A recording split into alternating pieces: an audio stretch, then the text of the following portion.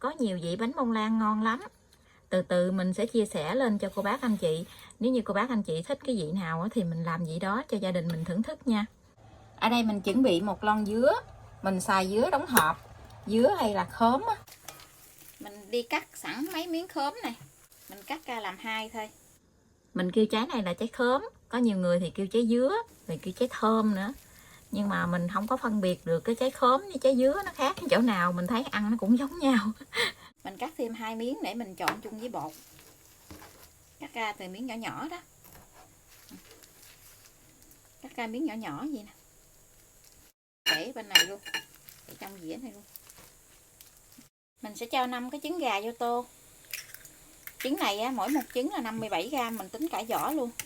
Bánh hôm nay thì mình không có tách lòng, mình làm nguyên trứng luôn. Mình cho vào trong trứng một tí xíu siêu muối, một chút vani, khoảng chừng 1 muỗng cà phê, hơn 1 muỗng cà phê cũng được. Mình đánh cho tan cái trứng này ra. Hôm nay thì mình không có dùng máy đánh trứng, mình dùng cái phới lòng này mình đánh. Bánh này thì làm nhanh lắm, chỉ cần đánh nó khoảng chừng 5 phút là xong rồi. Mình cho 180g đường vô. Cái dứa này nó hơi chua á, cho nên là mình dùng 180g. Với công thức này cái bánh lớn nè, cô bác dùng 180g, cái bánh nó vừa ăn nó không có ngọt. Cái bánh lần trước mình cũng dùng 180g với 5 cái trứng á.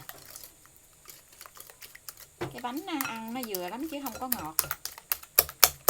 Mà mình đánh cho nó tan cái phần trứng với đường này ra.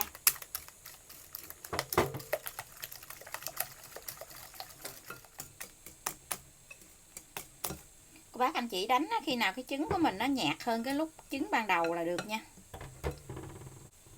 Mình sẽ cho 80g bơ vô. Bơ này mình để cho nó tan chảy rồi.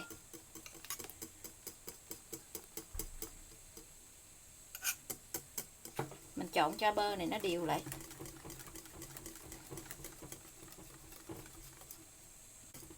Kế tiếp thì mình sẽ cho 180ml sữa tươi không đường vô.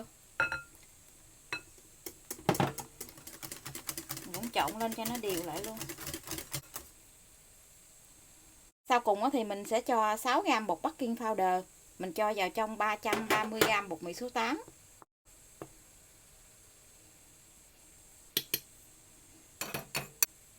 Mình sẽ lượt qua gây để cho cái bột mình nó mịn lại.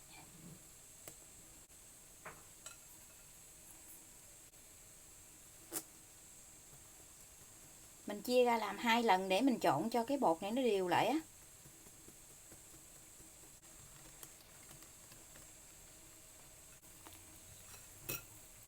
Mình lượt 2 lần hoặc là 3 lần gì cũng được hết.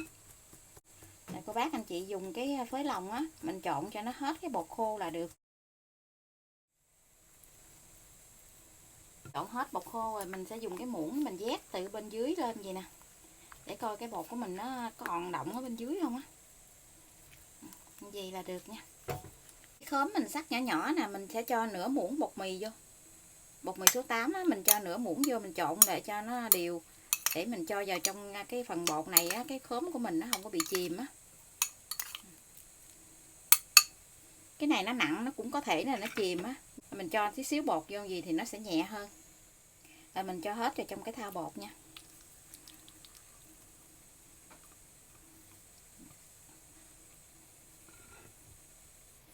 Trộn sơ sơ lại.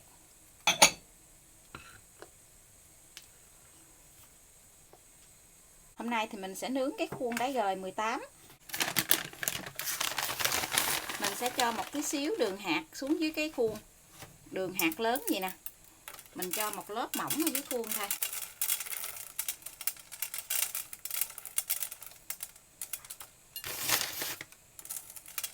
Mình cho đường xuống dưới này không có sợ bị cháy đâu các bác, anh chị đừng có lo nha. Rồi mình sẽ sắp mấy cái khóm nè. Mình sắp xung quanh cái khuôn vậy.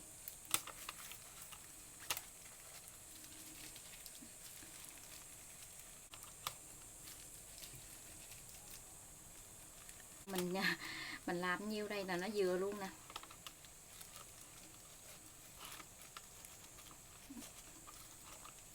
Bây giờ thì mình sẽ cho cái phần bột này xuống nha.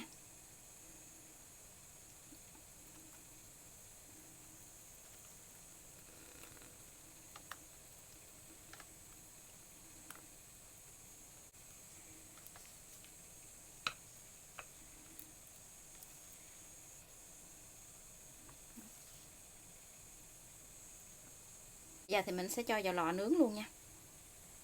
Lò nướng thì mình đã làm nóng trước 10 phút rồi. Lò nhà mình có 3 ngăn, mình nướng ở ngăn thứ 3, tức là ngăn dưới của lò luôn.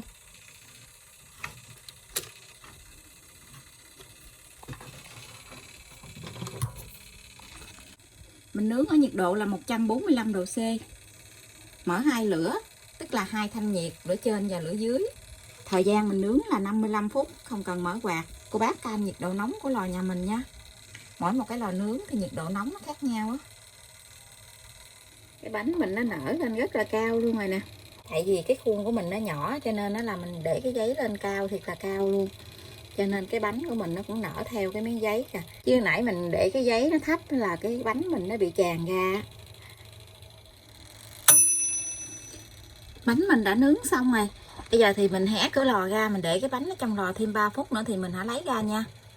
Rồi cái bánh của mình nó nở lên cao quá chừng luôn kìa. Mình lấy cái bánh ra khỏi cái lò nè. Trời ơi, cái bánh của mình nó ngon quá chừng luôn. Rất là mê luôn á. Sẽ lật ngược cái bánh này. Mình lật lại gì thì tí xíu nữa mình hãy lấy cái bánh ra nha. Nhìn cái mặt bánh nè. Mình để đường ở bên dưới nhưng mà nó đâu có bị cháy đâu. Nó vừa tới luôn á. Cái này có miếng giấy nến này mình cũng lấy ra luôn. Có nhiều vị bánh bông lan ngon lắm. Từ từ mình sẽ chia sẻ lên cho cô bác anh chị.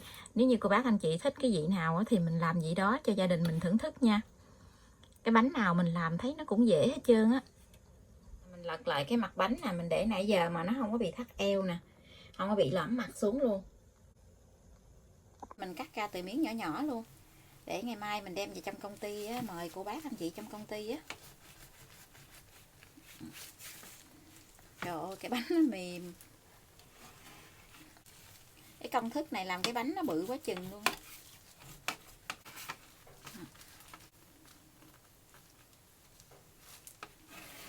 Nè, nó có cái độ đàn hồi gì nè, nhưng mà mình bóp mạnh quá nó bị bể. Bây giờ thì mình xin chào tạm biệt, hẹn cô bác anh chị và các bạn lại video tiếp theo. Cảm ơn cô bác anh chị và các bạn đã xem video của mình. Xin chào và hẹn gặp lại video kỳ tới.